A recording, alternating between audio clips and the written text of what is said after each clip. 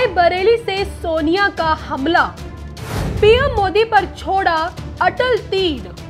देश भर में ऐतिहासिक चुनाव की गूंज है। देश के कोने कोने से सिर्फ एक ही आवाज है, अब की बार आखिर किसकी सरकार।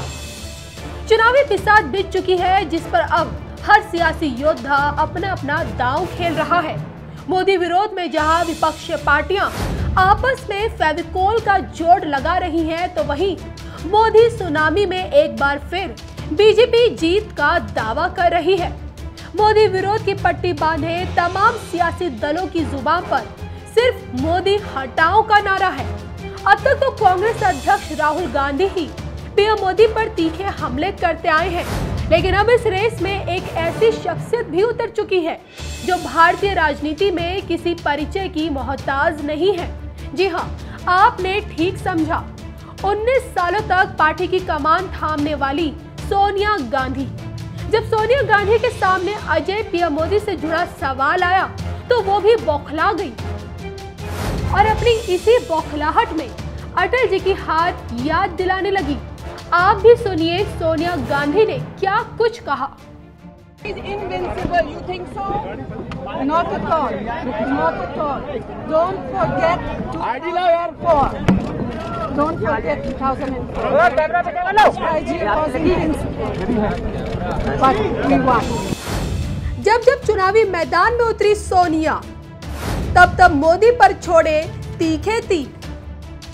ये उस वक्त की तस्वीरें थी जब सोनिया गांधी अपने पूरे परिवार समेत और लाओ लश्कर के साथ रायबरेली पहुंची थी, जहां सबसे पहले उन्होंने पार्टी कार्यालय में हवन किया।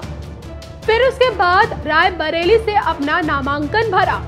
5वीं बार सोनिया गांधी चुनावी ताल ठोकने जा रही हैं और न सिर्फ रायबरेली बल्कि देश की राजनीति में भी इतिहास रचने के लिए तैयार हैं। वैसे ये पहली बार नहीं है जब पीएम मोदी से जुड़े सवाल पर सोनिया गांधी का करारा जवाब आया हो। इससे पहले भी पीएम मोदी को लेकर सोनिया गांधी कई बार ऐसे बयान दे चुकी हैं, जिसने राजनीतिक गलियारों में तहलका मचा दिया। याद है ना आपको, गुजरात की तपती गर्मी का वो दिन जब सोनिया गांधी ने सरेआम जनता के बीच जाकर उस वक्त पीएम मोदी को मौत का सौदागर करार दिया था। और अब उसके बाद जैसे ही केंद्र में मोदी सरकार आई, सोनिया गांधी ने मौके मिलते ही तीखे हमले किए। मोदी जी का बहुत ही पसंदीदा वादा ना खाऊंगा और ना खाने दूंगा का क्या हुआ। उनके राज में भ्रष्टाचार की जड़ें और गहरी हुई।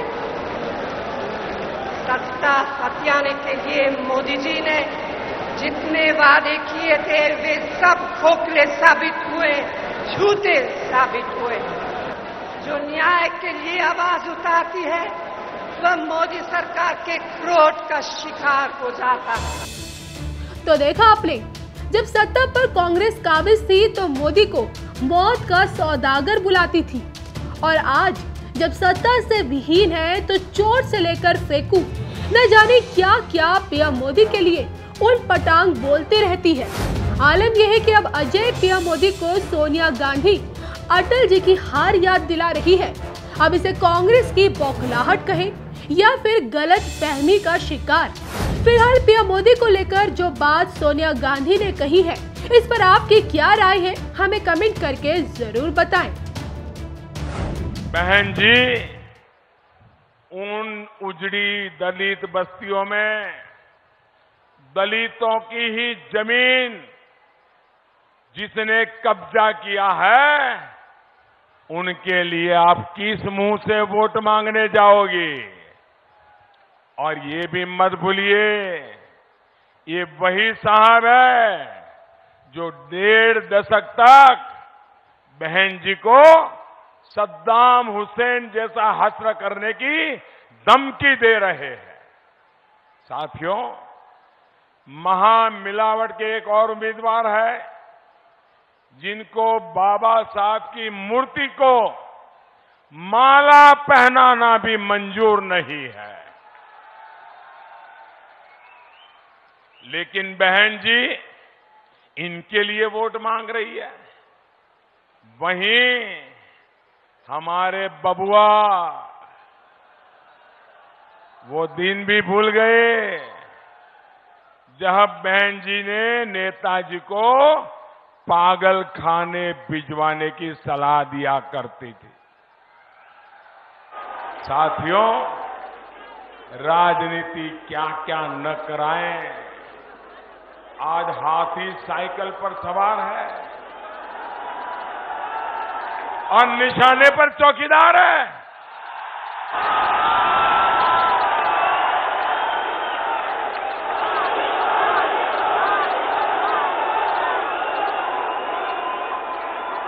साथियों, असल में संकट अस्तित्व का था।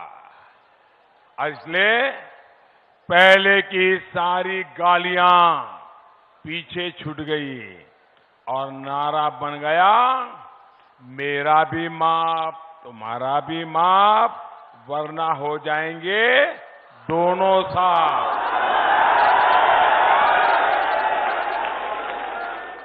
ಜಿಲ್ಲೆದ ಜನತೆದ ಗೌರವನ ಸನ್ಮಾನ್ಯ ಪ್ರಧಾನಮಂತ್ರಿಗಳು ಸಂತೋಷದ ಸ್ವೀಕಾರ ಮಾಡ್ತಿದ್ದಾರೆ। बोलो भारत माता के। आज से 5 साल पहले कौन सोच सकता था कि किसी आदिवासी इलाके में गरीबों की सेवा करने वालों को या किसी गांव में पौधों की प्रजातियों को बचाने वाले को, उनको भी कभी भारत के गौरव समान पद्मश्री जैसा सम्मान मिल सकता है। मिला है कि नहीं मिला है? आपके कर्नाटक के भी ऐसे लोगों को मिला है कि नहीं मिला है? ये फर्क हुआ कि नहीं हुआ? राष्ट्रपति भवन में टूटे फूटे चप्पल पहने हुए किसी बुजुर्ग को जब मैं गर्व के साथ पद्मश्री सम्मान ग्रहण करते देखता हूं तो मन में यही आता है, मन में यही आता है, यही मेरा सच्चा भारत है। अपने सामर्थ्य पर भरोसा करने वाला भारत, अपने संसाधनों पर भरोसा करने वाला भारत, अपने सपनों पर भरोसा करने वाला भारत। अफसोस कि कांग्रेस ने स्वतंत्रता के बाद इस भारत को, हमारे भारत को वो शासन नहीं दिया जिसके लिए हिंदुस्तान हकदार था। वो दिन लद गए जब धमकियों से भारत की सरकार दुबक जाती थी। ये नया हिंदुस्तान है, ये नया हिंदुस्तान है। आतंकियों को घुसकर मारेगा भी और सामने ऐसे लोगों को बेनकाब भी करेगा। भाइयों और बहनों, जम्मू कश्मीर इस बार सिर्फ अपना सांसद ही नहीं चुन रहा, बल्कि नए भारत की नई नीति और नई रीति पर भी मुहर लगाने वाला है। साथियों, बीते कुछ दिनों में आपने भी देखा कि किस तरह कांग्रेस, नेशनल कॉन्फ्रेंस और पीडीपी की महामिलावट पूरी तरह से एक्सपोज हो गई है, खुलकर के सामने आ गई है। भाइयों और बहनों, बरसों से जो इनके मन में था, जो वो चाहते थे, चोरी छिपे जिसके लिए काम कर रहे थे, वो अब खुलेआम सामने आ गया है। आप देख रहे हैं ना, आए दिन ये जम्मू कश्मीर को भारत से अलग करने की धमकी दे रहे हैं, खून खराबे की धमकी दे रहे हैं, यहां अलग प्रधानमंत्री बनाने की धमकी दे रहे हैं। ये पहले पाकिस्तान भी न्यूक्लियर न्यूक्लियर न्यूक्लियर करके धमकाता रहता था।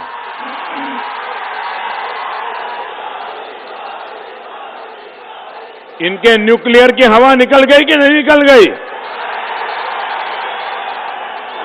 ये भी धमकियां दे रहे हैं।